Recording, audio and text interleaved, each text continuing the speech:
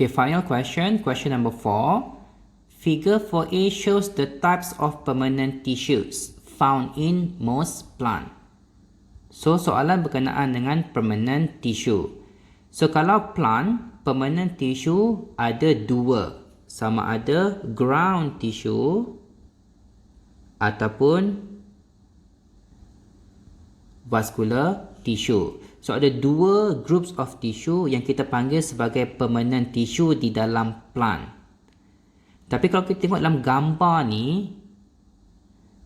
ni merujuk kepada satu struktur yang kita nampak ada secondary cell wall.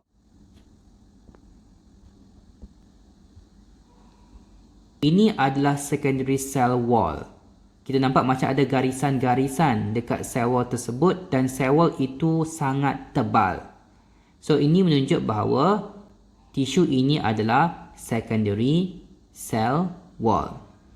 So, kalau secondary cell wall sama ada xylem ataupun sclerenchyma. So, Q boleh jadi xylem ataupun sclerenchyma. Okay, tisu P pula yang kita nampak dalam gambar ni, kalau tisu P ni merujuk kepada vascular tissue, so ini hanya boleh jadi flowworm. Kalau Q tadi adalah vascular tissue iaitu jenis xylem. Tetapi yang kita tengok dalam gambar ni, P adalah bukan flowworm. Sebab P ini dalam gambar ni tak ada companion cell. Kalau flowworm, di antara dia punya sieve tube mesti ada companion cell associated with the flowworm. Tapi dalam gambar ni tak ada companion cell. So, kalau P bukan flowworm, maksudnya Q bukannya xylem. So, this diagram refers to permanent tissue but jenis ground tissue, bukannya vascular tissue. So, basically, Q is sclerenchyma. So, kalau Q sclerenchyma, P can be parenchyma or collenchyma. Okay, question number 1. Name tissue P and Q. So, macam saya explain tadi, so Q adalah sclerenchyma. Make sure spelling tu betul. S-C-L-E, tak ada H. Sclerenchyma, C-H-Y-M-A. So, the first tissue, tadi saya kata either parenchyma ataupun collenchyma. So, in this case, the tissue is parenchyma. Kenapa tisu ni parenchyma? Sebab kita nampak tisu ini very large. Have a large volume of cytoplasm. So, parenchyma, one of the characteristic of parenchyma is it has a large volume of cytoplasm. Yang pertama. Second, kita nampak it has many intercellular space. So, ada banyak intercellular space. So, ni adalah semuanya intercellular space. Kalau collenchyma, smaller in size dan juga sikit dia punya jumlah intercellular space ini. In comparison dengan parenchyma. So, that's why tisu ini merujuk kepada parenchyma dan bukannya collenchyma. Q confirm. Sclerenchyma sebab dia ada secondary cell wall. So, tissue P is parenchyma. Ingat, spelling kena betul. Next, state the function of tissue Q. So, sclerenchyma, oleh kerana dia ada secondary cell wall that is lignified, yang mempunyai lignin di dalam secondary cell wall tersebut, So function of tissue Q lebih kepada support. To be more specific adalah mechanical support. Jawab support sahaja pun boleh. Another answer is to protect the cell from mechanical damage. Mechanical ni lebih kepada structural. Anything involves structure of the plant tissues. Kenapa mechanical? Sebab ingat tadi parenchyma ada secondary cell wall yang tebal dan lignified. Next question. Define osmosis. So dia suruh bagi definition kepada osmosis. So definition of osmosis is very technical. Okay. So first point, osmosis is the movement of water molecule. So awak kena cakap movement of water. Sebab osmosis is exclusive for water molecules only. Kalau kamu just simply cakap movement of substance, tak ada markah. Mesti specify that the substance or the molecules is water. Tak sebut molecule pun tak apa. Simply cakap movement of water across selectively or partially or semi-permeable membrane. So selectively, partially and semi merujuk kepada characteristic, the main characteristic for a plasma membrane. So kena cakap semua. Semua. Movement of water molecule across selectively permeable membrane. Baru dapat satu markah. Second markah kena cakap daripada mana ke mana water molecule tu bergerak. So water will always move from region of high water potential to low water potential. So the concept of osmosis, the movement of water involve difference in the water potential, bukan concentration gradient. Untuk water tak ada konsep concentration. Tapi concentration tu kita replace dengan perkataan yang kita panggil sebagai water potential. Okay, so from region of high water potential to low water potential. So bukannya from high concentration to low concentration without energy requirement.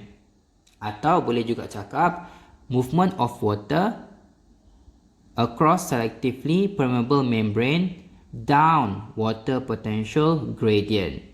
Yang penting water potential, bukannya concentration gradient. So that is the definition of water potential.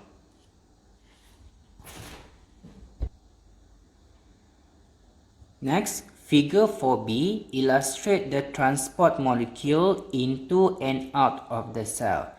So this question is about transport of molecule across the membrane. So based on the diagram, name mechanisms A and B. So ingat, kalau mechanisms, jawapan dia either active or passive transport. But for you to know which one is which, you have to refer to the diagram. So for mechanism A, kita nampak ada 3 jenis transport mechanisms. So ada 3 jenis transport across the membrane. Tetapi persamaannya adalah kita nampak all of this transportation involve movement of molecules from region of high concentration to region of low concentration. So maksudnya down the concentration gradient. So in this case, mechanism A mestilah merujuk kepada passive transport.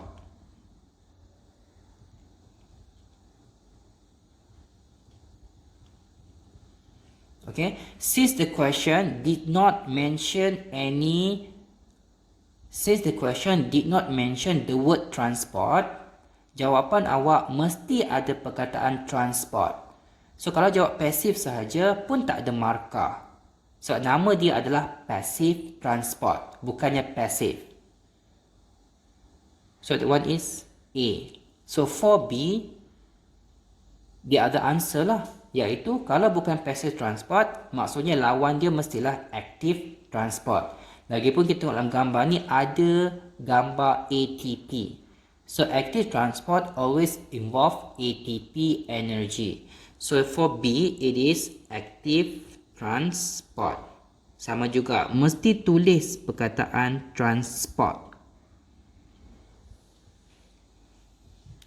Next, name the type of transport protein. So this question asks you the type of transport protein. Bukan the type of transport, tetapi the type of transport protein. So ada dua jenis transport protein yang awak belajar.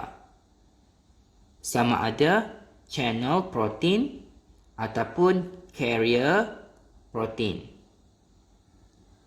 Sama ada channel protein ataupun transport protein. So C is channel protein. Kenapa channel protein? Sebab kita nampak ada channel di tengah-tengah dia. Ada saluran in the middle of the protein.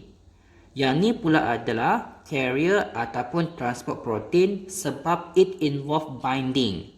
So molecule will have to bind to the protein first, and then the protein will change structure, barulah the molecule is transported into the cell. So ni pun sama. Mesti ada binding of molecule kepada protein, baru protein tu berubah bentuk dan menyebabkan molekul tersebut ditransport ke dalam ataupun keluar sel. So these two involve transport ataupun carrier protein. But for this one, it is a channel protein sebab does not involve binding. So molecule can simply pass through the cell across the protein by using the channel. Channel tu macam tunnel, terowong in the middle of the protein.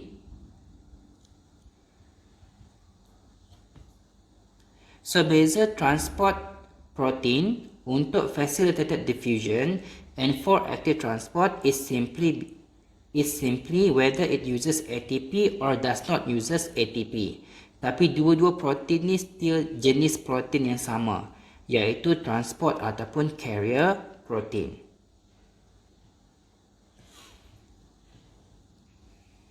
Final question. Suggest one reason for ATP to transport molecule via mechanism B. So mechanism B yang kita nampak uses ATP, so mechanism B is a type of active transport. So kenapa active transport memerlukan energi ATP? The only reason must be because of the movement of the molecule is against concentration. So kalau nak bergerak daripada low concentration to high concentration, kita kenalah letak energi. Samalah macam kita nak naik bukit. Daripada ketinggian rendah pergi ke kawasan lebih tinggi, kita kena panjat. So kalau kena panjat, kena letak energi. Tapi kalau nak turun bukit, kita tak perlukan energi.